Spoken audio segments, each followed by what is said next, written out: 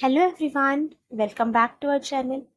Today we will practice some numericals based on national income method.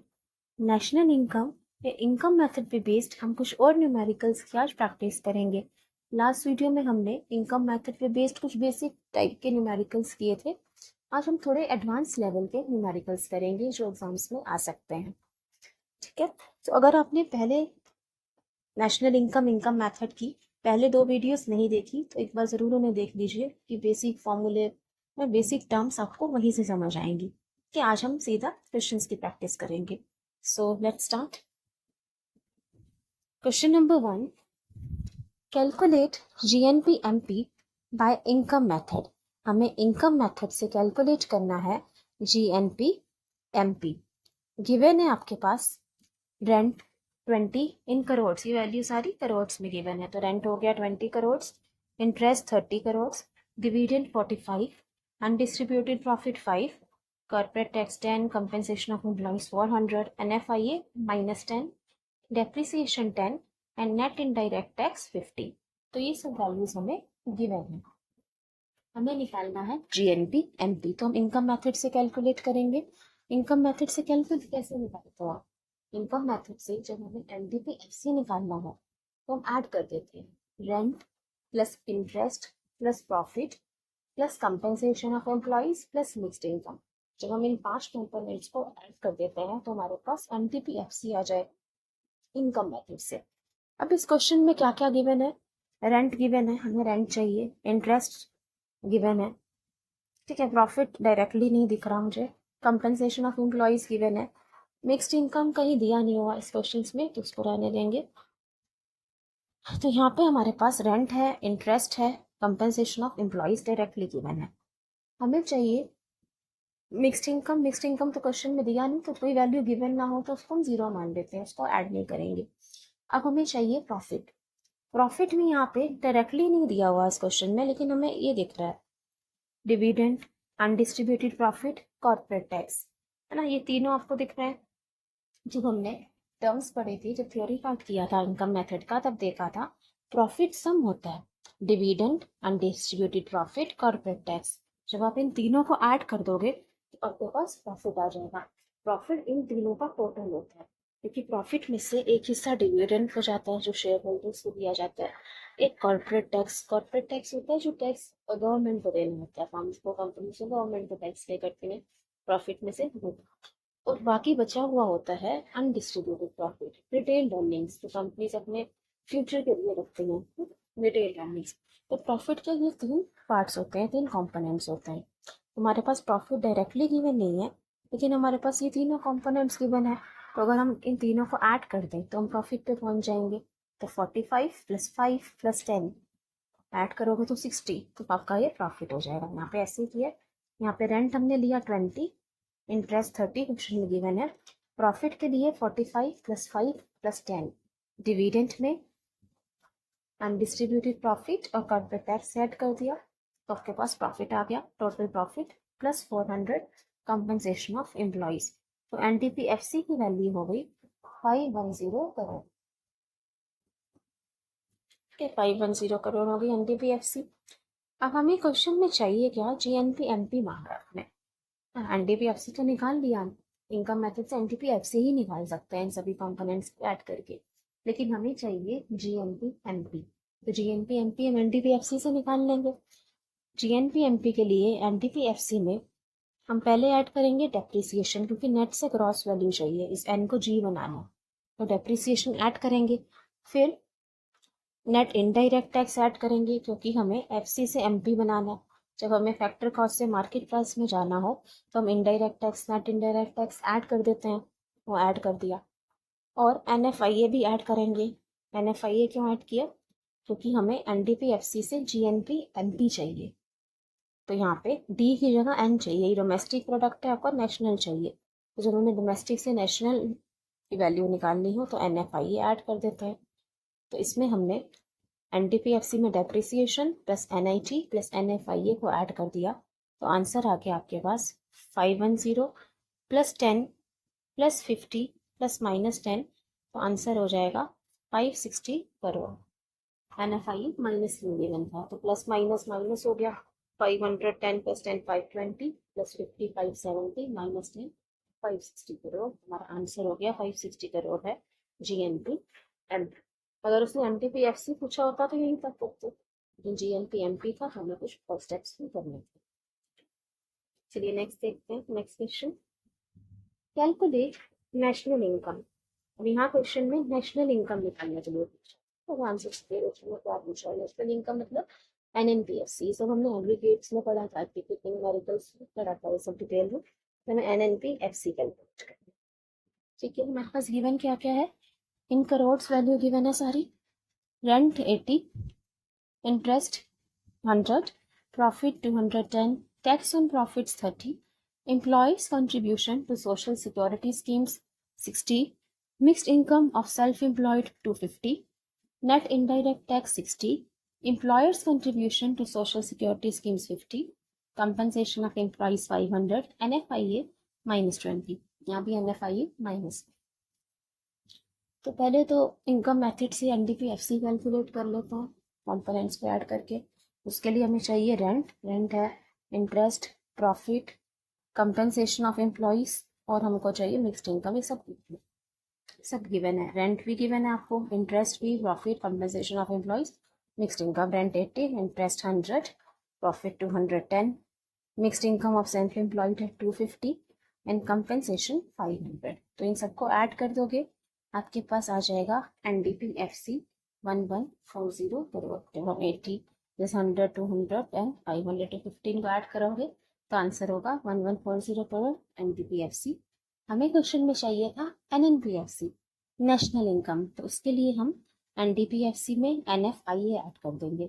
1140 plus -20, तो answer हो जाएगा 1120।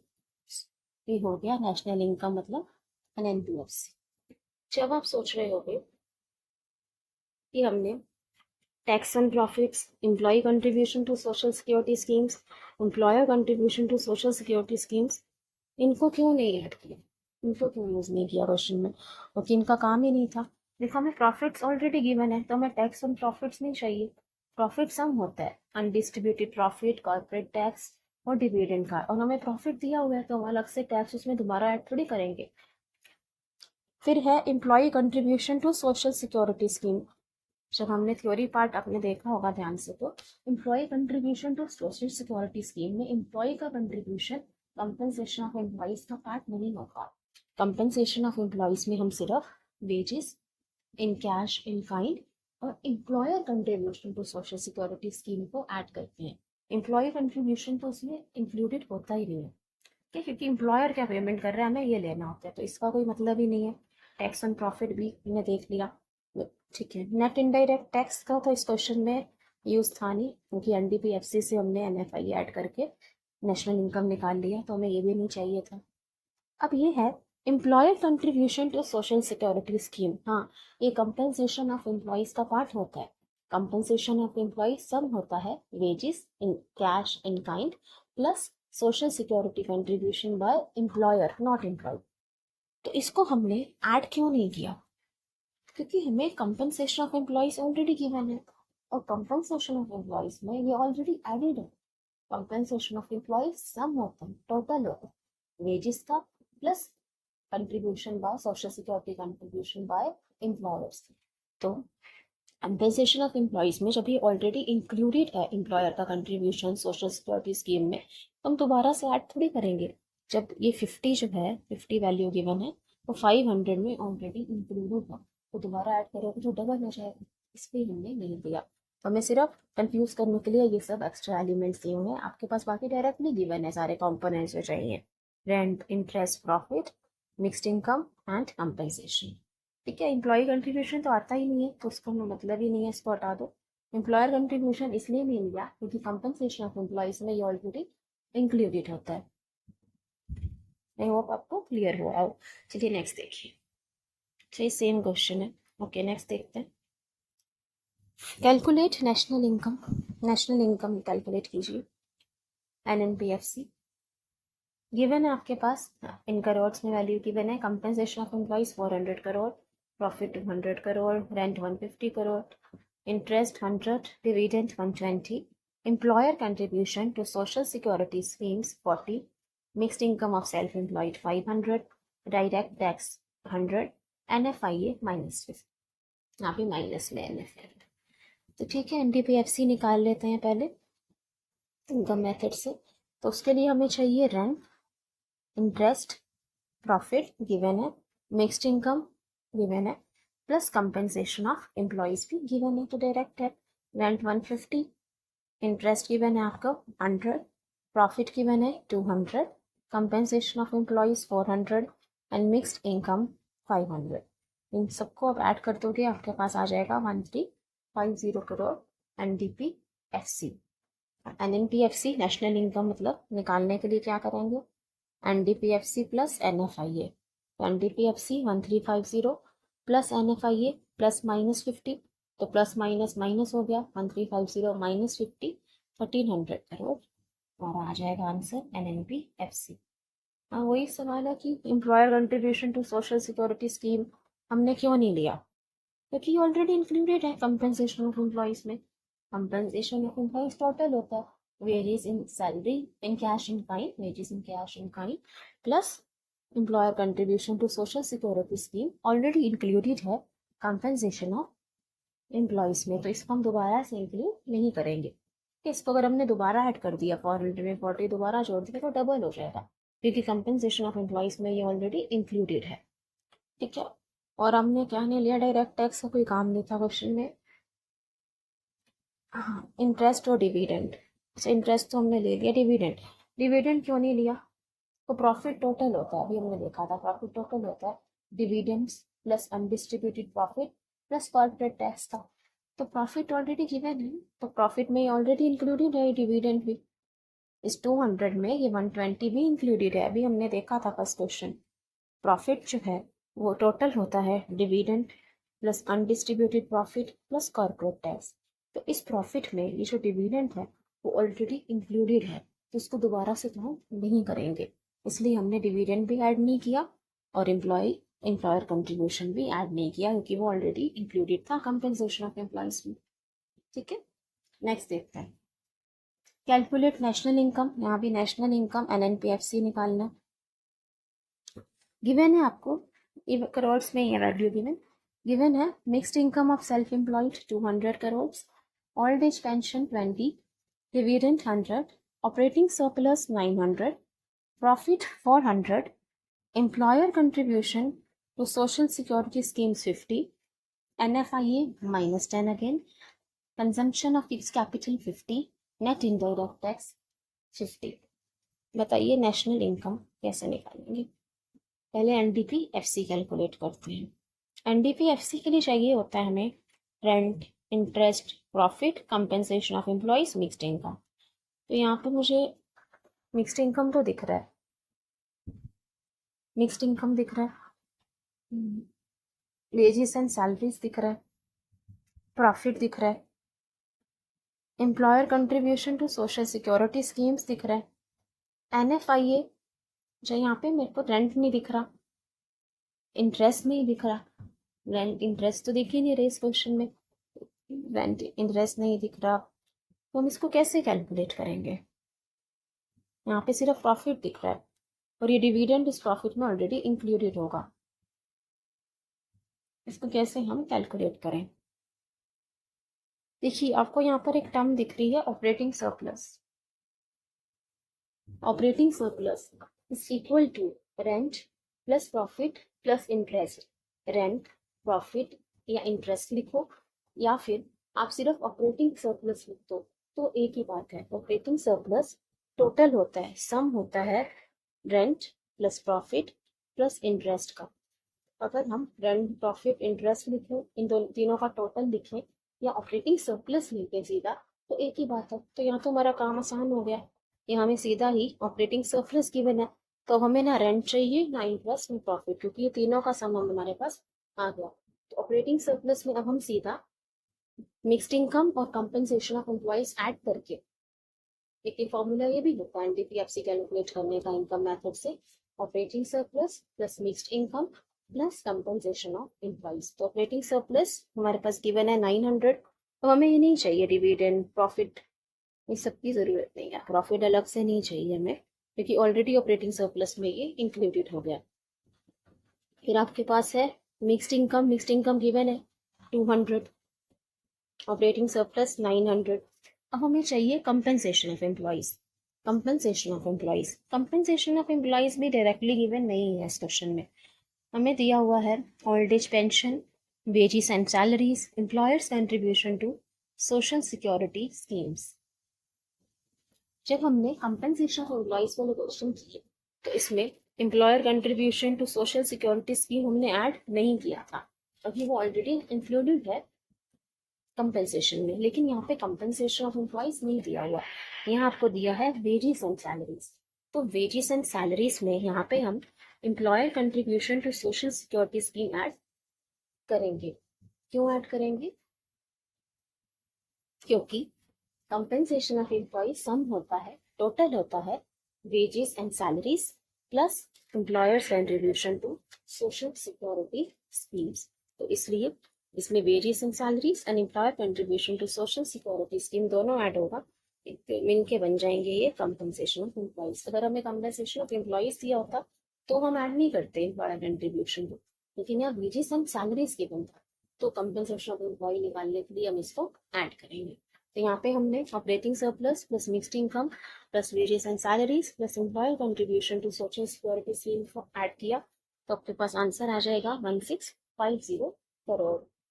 फिर एनएनपीएफसी निकालने के लिए, नेशनल इनकम निकालने के लिए एनडीपीएफसी में एनएफआईए ऐड करेंगे -10, तो आपके पास आ जाएगा आंसर 1640 करोड़।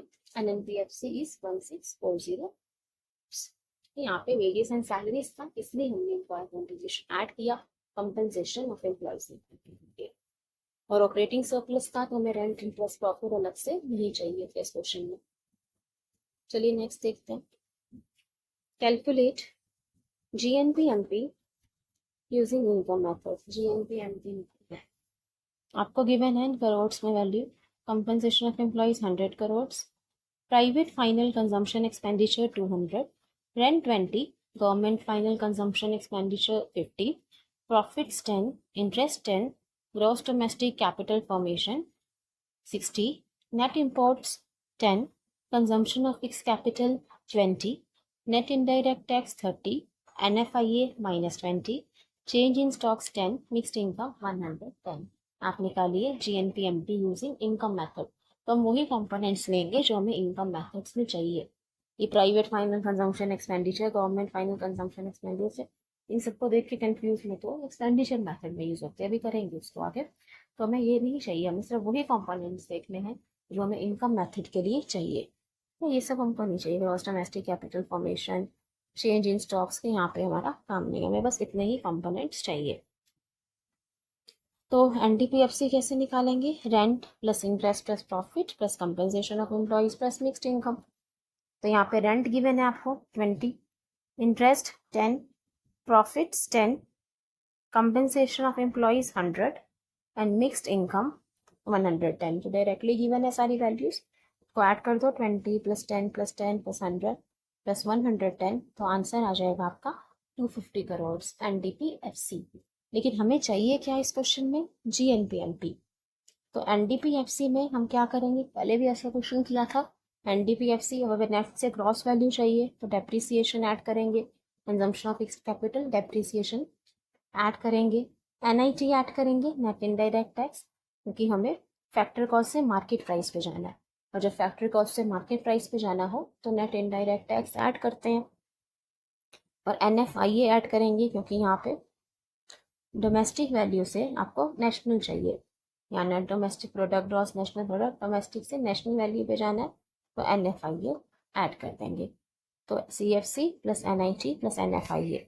एनडीपीएफसी में सीएफसी ऐड किया 20, net indirect tax 30, NFIA plus -20, क्योंकि -20 हो जाएगा तो आंसर हो जाएगा 250 प्लस 50 100 300 -20 280 करोड़। 280 करोड़ आपका आंसर हो गया जीएनपीएमपी। क्या जो वैल्यूज हमारे काम की नहीं थी वो हमें नहीं लेनी थी क्वेश्चंस में, उनको इग्नोर करना था। ठीक। ये सब काम आएंगे एक्सपेंडिचर मेथड में। एक्सपेंडिचर मेथड हम आगे करेंगे। चलिए नेक्स्ट देखिए, calculate GNP/MP। Last question, GNP/MP निकालना है। सेम GNP/MP, आपके पास वैल्यूज गिवन है in crores. Undistributed profits 200, rent 400, interest 200, profit 600, dividends 300, wages and salaries 225, net exports -20, net indirect tax 70, consumption of fixed capital depreciation 30, compensation of employees 250, mixed income of self-employed 100, net factor income from abroad -10। तो आपको चाहिए GNP/MP। तो पहले NDP/FC निकालते हैं income method से। तो उसके लिए हम rent plus interest plus profit plus compensation of employees और मिक्स्ड इनकम। तो रेंट हमारे पास है 400, इंटरेस्ट 200, रेंट गिवन है हमारे पास 400, इंटरेस्ट गिवन है 200, इसको ऐसे ही पुट कर देंगे। प्रॉफिट 600 गिवन है, कंपेंसेशन ऑफ एम्प्लॉइज भी दिया हुआ है 250, मिक्स्ड इनकम भी दिया है 100। तो डायरेक्ट वैल्यूज हैं 400, 200, 600, 250, 100। तो आंसर आपके पास आ जाएगा इन सबको ऐड करके 1550 करोड़, 1550, 1550 करोड़ आपके पास NDP/FC आ गया। NDP/FC से GNP/MP निकालने के लिए इसमें डेप्रिसिएशन ऐड करोगे, consumption of fix capital, net से gross, net indirect tax add करोगे क्योंकि फैक्टर कॉस्ट से मार्केट प्राइस पे जाना है, NFI ऐड करोगे डोमेस्टिक से नेशनल वैल्यू पर। तो 1550 प्लस 30 प्लस 70 -10, तो आपके पास आ जाएगा आंसर 1640 करोड़। आप सोच रहे होगे कि हमने undistributed profit, wages and salaries इनको क्यों नहीं इंक्लूड किए। देखते, प्रॉफिट टोटल होता है dividends plus undistributed profit plus corporate tax का। तो डिविडेंड और अनडिस्ट्रीब्यूटेड प्रॉफिट ऑलरेडी इस प्रॉफिट में इंक्लूडेड है, इसलिए इसको दोबारा ऐड नहीं करेंगे, हम सिर्फ यही वाला प्रॉफिट ले लेंगे। ठीक है, जब हमें अलग टोटल वैल्यू दी हुई है तो हम अलग अलग से क्यों जोड़ेंगे। प्रॉफिट हमारे पास ऑलरेडी गिवन है और प्रॉफिट में ये undistributed profit dividend already included है, इसलिए इसको दोबारा से ऐड नहीं करेंगे। वेजेस एंड सैलरीज क्यों नहीं लिया हमने, क्योंकि कंपनसेशन ऑफ एम्प्लॉइज गिवन है। कंपनसेशन ऑफ एम्प्लॉइज टोटल होता है wages and salaries in cash and kind plus social security contribution bye employers. तो कंपनसेशन ऑफ एम्प्लॉइज में wages and salaries already included है, ऑलरेडी उसका पार्ट है, तो ये भी नहीं लेंगे। नेट एक्सपोर्ट्स का कोई काम नहीं था इस क्वेश्चन में, बाकी वैल्यूज हमने यूज कर ली। ठीक है, I hope it's clear now. Thank you everyone, thanks for watching. I hope you understood these numericals and you will practice the questions on your own to have a better understanding. Thank you everyone. Please like, share and subscribe. Video अच्छा लगे तो please share करना। Thank you everybody. See you soon. Thank you.